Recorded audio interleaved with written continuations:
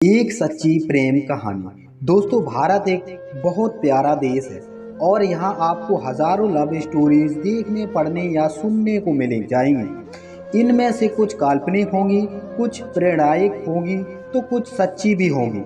तो आइए नजर डालते हैं ऐसी ही सच्ची प्रेम कहानी पर। एक दिन एक युवक और एक युवती में प्रेम हो गया, लेकिन लड़का एक गरीब परिवार से आया था। इस बात से लड़की के माता पिता भी खुश नहीं थे।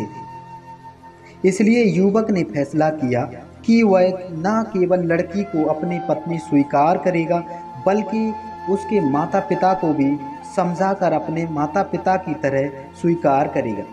समय के साथ माता पिता ने देखा कि वह एक अच्छा आदमी था और उनकी बेटी के लिए सभी तरह से योग्य था। लेकिन एक और समस्या थी, वह आदमी एक सैनिक था। जल्द ही युद्ध छिड़ गया और उसे 1 साल के लिए विदेश भेजा जा रहा था। उसके जाने से 1 सप्ताह पहले आदमी ने अपने घुटने के बल बैठकर अपनी प्रेमिका से पूछा, मुझसे शादी करोगी? प्रेमिका की आंखों में खुशी के आंसू आ गए।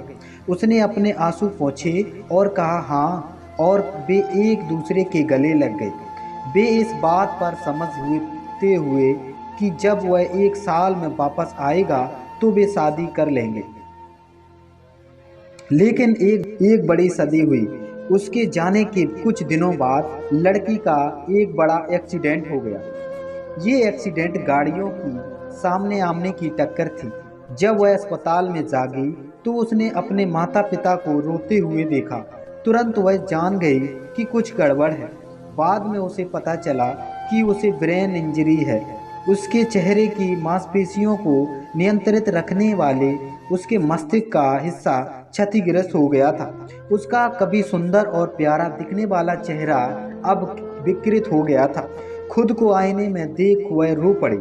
कल मैं सुंदर थी, एक परी जैसी थी, आज मैं एक राक्षस हूँ।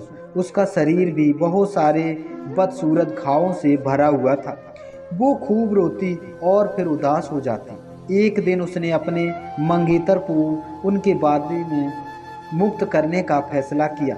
वह जानती थी कि वह उसे अब और नहीं चाहेगा। वह उसके बारे में भूल जाना चाहती थी और उसे फिर कभी नहीं उसका समझना नहीं करना चाहती थी। 1 साल तक सिपाही ने कई पत्र लिखे, लेकिन उसने जवाब नहीं दिया।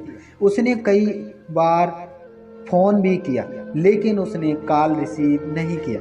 हालांकि वो ऐसा नहीं करना चाहती थी, पर वो मजबूर थी। 1 साल बीत गया। एक दिन अचानक माँ उसके कमरे में चली गई और उसे बताया कि वह युद्ध से वापस आ गया है। लड़की चिल्लाई, नहीं, कृपया उसे मेरे बारे में मत बताइए। उसे मत बताना कि मैं यहाँ हूँ।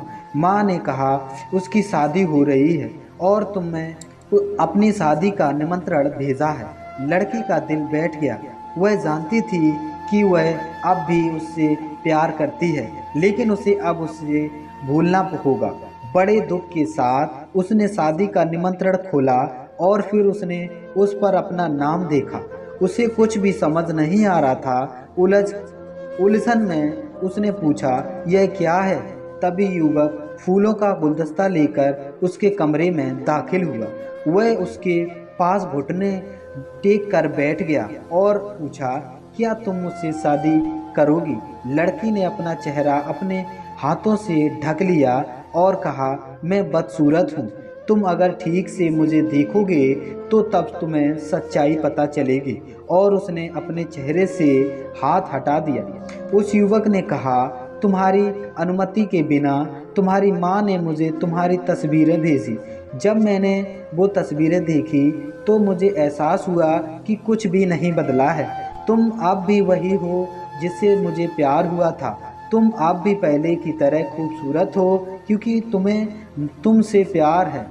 दोस्तों, अक्सर लोग ऐसी बातें करते हुए पाए जाते हैं कि प्रेम अंधा होता है।